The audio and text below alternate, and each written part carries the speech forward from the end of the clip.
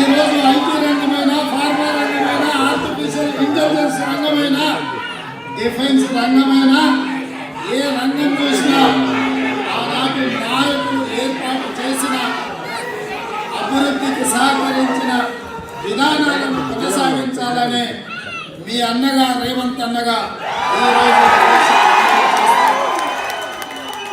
మంచి ఎవరు చేసినా, మంచి పనులకు ఎవరు పునాది రాయి వేసినా వాటిని పాటించడానికి, వాటిని కొనసాగించడానికి నాకు కానీ, మా ప్రభుత్వానికి కానీ, కాంగ్రెస్ పార్టీకి కానీ ఎలాంటి భేషజాలు లేవు.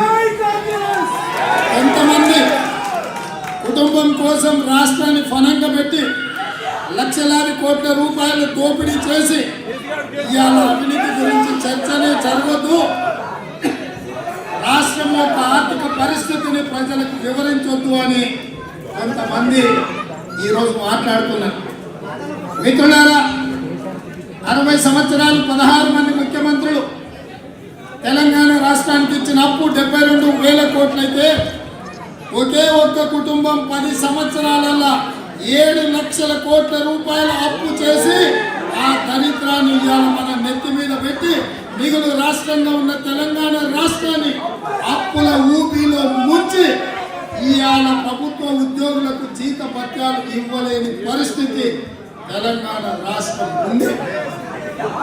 ఏ రోజు కూడా ఈ 10 సంవత్సరాలలో ప్రతి నెల మొదటి వారంలో 5వ తారీఖు లోపల ప్రభుత్వ ఉద్యోగస్తులకు జీతాలు ఇవ్వాల్సిన బాధ్యత ఉంటే 25 తారీఖు వరకు కూడా జీతాలు ఇవ్వలేని ఆర్థిక సంక్షోభంలో తెలంగాణ రాష్ట్రం కూరుకుపోతే నేను వచ్చినాక మా ప్రభుత్వం ఏర్పాటు చేసిన మొదటి నెలలోనే 5 తారీఖు లోపల లక్షలాది మంది ప్రభుత్వ ఉద్యోగులకు జీతాలు ఇచ్చి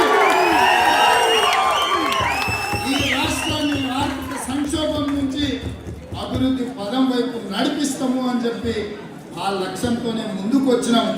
ఆ దిశగా ఈరోజు మా ప్రభుత్వం ప్రయాణం చేస్తుంది.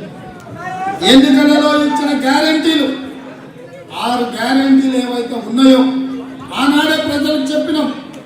డిసెంబర్ 9, 2023 నాడు ప్రభుత్వాన్ని ఏర్పాటు చేసి 100 రోజుల్లో 6 గ్యారంటీలను అమలు చేసే దిశగా మా ప్రభుత్వం పనిచేస్తుంది అని చెప్పి మేము చెప్పినాం.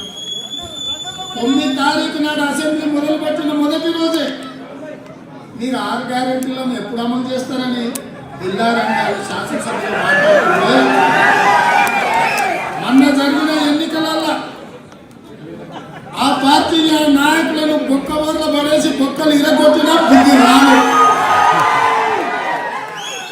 ఇవాళ ఇంకా మాట్లాడుతున్నారు రాబోయే పార్లమెంట్ ఎన్నికలలో చూసుకున్నారు.